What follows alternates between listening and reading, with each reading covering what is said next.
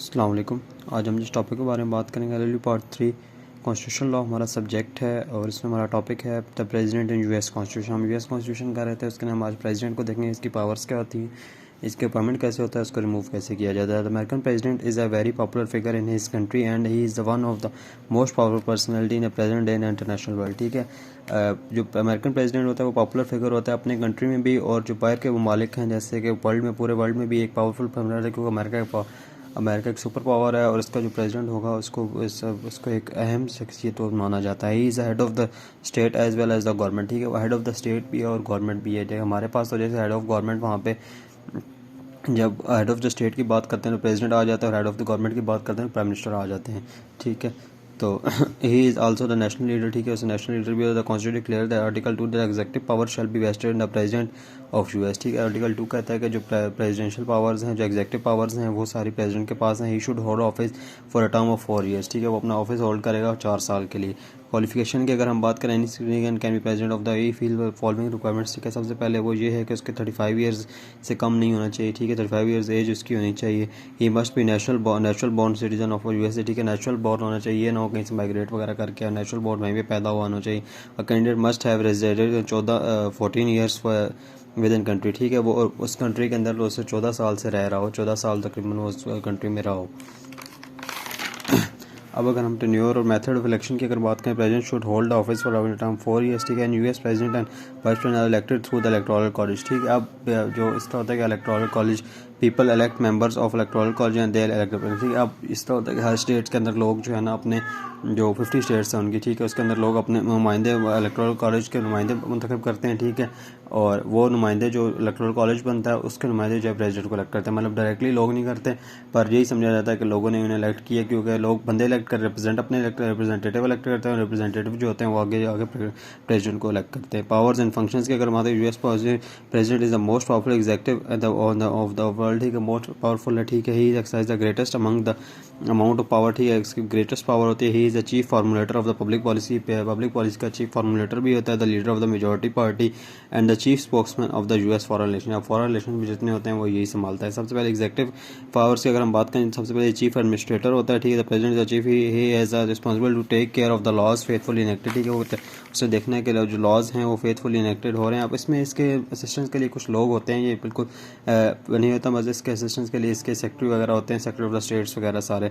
Power appointment, the president appoints all the federal officials. ठीक है, जितने भी ऑफिशियल होते हैं पब्लिक ऑफिशियल्स, वो अप्रूवल ऑफ सेनेट के साथ ये उनको कर सकता है। Normally senate does not interfere in the appointment of the ministers, ambassadors and other diplomats. ठीक है, अब नॉर्मली तो वैसे भी जो सेनेट है वो नहीं करता, वैसे इसको अप्रूवल लेना पड़ता है सेनेट से अगर कोई भी ये फेडरल कोई भी अपॉइंटमेंट करेगा। तो पावर ऑफ रिमूवल अगर हम बात करें, president can remove federal official and discretion and except the जजेस who can be remove by impeachment. ठीक है, अब वो सबको रिमूव कर सकता है फेडरल ऑफिशियल्स हैं, पर सिवाय जजेस के, क्योंकि जजेस की जो है ना वो इम्पीचमेंट का प्रोसेस पूरा होता है, उनको उस तरह हटाया जा सकता है। डिप्लोमेटिक पावर्स की अगर हम बताएं, तो foreign relation of US are almost completely under general direction of president. ठीक है, इसके जनरल डायरेक्शन के दौरान होते हैं फॉरेन रिलेशन जो है। It has a one restriction also that no treaty become effective unless passed by the senate by 2/3 majority. पर यह है कि कोई भी फॉरेन ट्रीटी अगर कोई भी प्रेसिडेंट नहीं कर सकता तब तक, जब तक वो पास ना कर दी जाए 2/3 मेजोरिटी से, सेनेट उसे पास ना कर दे।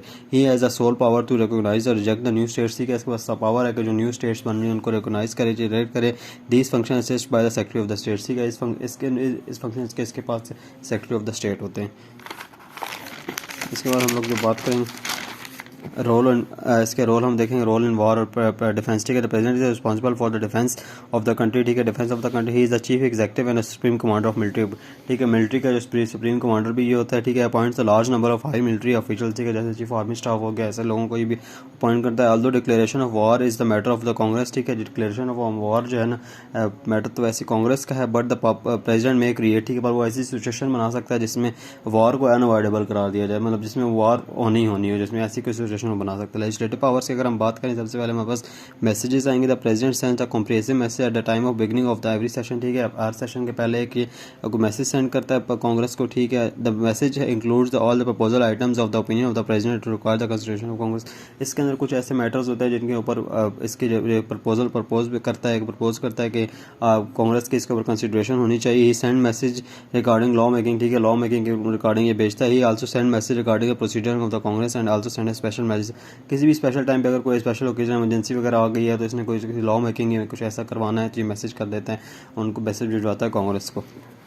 इसको extraordinary session, the president has also power to summon both houses और any one of them extraordinary occasion, ठीक है, कभी एक एक्स्ट्रा ऑर्डनरी ओकेजन हो तो उनको भी बुला सकता है, समन कर सकता है। The agenda is the session is fixed, ठीक है, जो एजेंडा होगा वो प्रेसिडेंट फिक्स करेगा। Presidential veto, all bills are pass, ठीक है, जो भी बिल पास होगा, ठीक है, कांग्रेस से वो प्रेसिडेंट के पास सबमिट किया जाएगा और उसको असिस्ट, उसको वो अपना एसेंट भी उसमें दे सकता है, ठीक है, और उसको बिल को रिजेक्ट भी कर सकता है, वीटो भी कर सकता है। अब अगर वीटो उसने बिल कर दी है, ठीक है, वीटो करने के बाद अगर वो दोबारा कांग्रेस के पास चला जाएगा और अगर कांग्रेस से 2/3 मेजॉरिटी के साथ पास कर देती है तो ठीक है, वो बगैर उसके एसेंट के प्रेसिडेंट के एसेंट के जो है ना वो पास हो जाएगा। ये बेसिकली सेपरेशन ऑफ पावर का कॉन्सेप्ट है, ठीक है। एग्जेक्टिव डिक्रीज अगर हम बात करें, presidential has been authorised to issue an executive order, जो एग्जेक्टिव ऑर्डर वगैरह जो है किसी की पोस्टिंग वगैरह या जैसे कोई भी लॉज है, जैसे किसी की वो पोस्टिंग करनी है, कुछ कोई एम्प्लॉयमेंट करनी है तो वो अपने एग्जेक्टिव ऑर्डर भी ये कर सकते हैं, कुछ छुट्टी वगैरह है तो। फाइनेंशियल पावर्स की अगर हम बात करें, federal budget is proposed by the bureau of budget, ठीक है, ब्यूरो ऑफ बजट एक होता है, उसके बनता है under the direction of president, ये प्रेसिडेंट के डायरेक्शन के अंदर काम करते हैं और बजट बनाते हैं। The bill is presented in Congress on the behalf of president, ठीक है, जो बिल कांग्रेस में पास होता है प्रेजेंट किया जाता है वो प्रेसिडेंट के बिहाफ पे किया जाता है। During the emergency president may spend as much as money he can, ठीक है, मतलब ही वांट्स, ठीक है, जब अगर कोई इमरजेंसी आ गई है तो जितने प्रेसिडेंट अगर चाहे अपनी मर्जी से पैसे कर सकता है। जुडिशल पावर्स की अगर हम बात करें, प्रेसिडेंशियल अपॉइंट द फेडरल जजेस को अप्रूव कर with approval of Senate, the president grant pardons, ठीक है, कोई रहम की अपील वगैरह है तो वो भी कर सकता है, मतलब उसको अप्रूव कर सकता है, except the cases of impeachment, जो उन केसेस के अलावा जो इम्पीचमेंट में।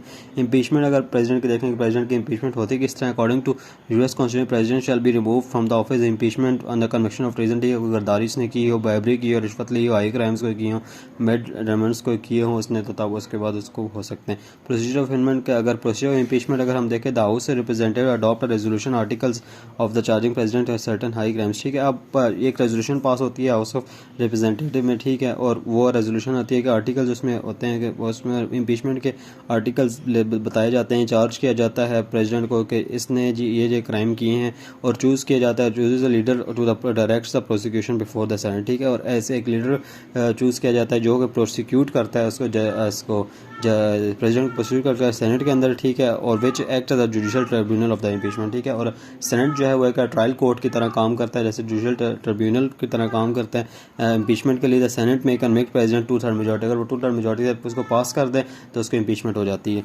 अच्छा, अब इसके स्टेप्स अभी आप देखिएगा, any member of the house of representative में इंट्रोड्यूस इम्पीचमेंट रेजोल्यूशन, सबसे पहले कोई रेजोल्यूशन पेश करेगा, ठीक है, हाउस जुडिशरी कमेटी एनालाइज करेगी, पहले जुडिशरी कमेटी एक बनेगी और वो एनालाइज करेगी उसको कि अच्छा जो एजुकेशन जो उसमें अक्विजिशन जो लगाए गए हैं इसमें इल्जाम लगाएंगे, हाउस ऑफ रिप्रेजेंटेटिव डिबेट करेगी, फिर वो कमेटी जब एनालाइज कर लेगी बाकी ठीक है ये, फिर उसको डिबेट के लिए दोबारा उनके पास भेजेगी हाउस ऑफ रिप्रेजेंटेटिव के पास, हाउस ऑफ रिप्रेजेंटेटिव उसके डिबेट करके वोट करेगी, ठीक है, जब वोट हो जाएगा वहाँ पे तो चार्ज बिफोर फॉरवर्ड उसे फॉरवर्ड कर दिया जाएगा सेनेट में, और सेनेट यहाँ पे फिर इन्फॉर्म किया जाएगा प्रेसिडेंट को भी कि आपके खिलाफ हाउस ऑफ रिप्रेजेंटेटिव पास हो गई है और सेनेट में आ गई है, अब सेनेट में आप लोग आए, ठीक है, फिर सेनेट में ट्रायल होगा पूरा, जैसे ट्रायल होता है, ठीक है, उसमें जज उससे पूछा जाएगा प्रेसिडेंट से, उसका अपना बोलने का हक दिया जाएगा, सेनेट ज्यूरी जो है ना एक डिसीजन देती है, फिर वो देखेगी कि अच्छा इसने कन्विक्ट करेगी एक्विट करेगी, जिस तरह होता है ज्यूरी में होता है कि वो फिर देखेगी कि अच्छा इसने वाकई इम्पीच, अगर वो फिर उसके बाद एक डिसीजन वो दे देगी अच्छा यार ये कन्विक्ट है, मतलब अगर फिर उसके जो फैसले है उसमें अगर 2/3 मेजॉरिटी जो है ना कन्विक्शन के अगर हक में आ गई है कि 2/3 मेजॉरिटी के वाकई से कन्विक्ट होना चाहिए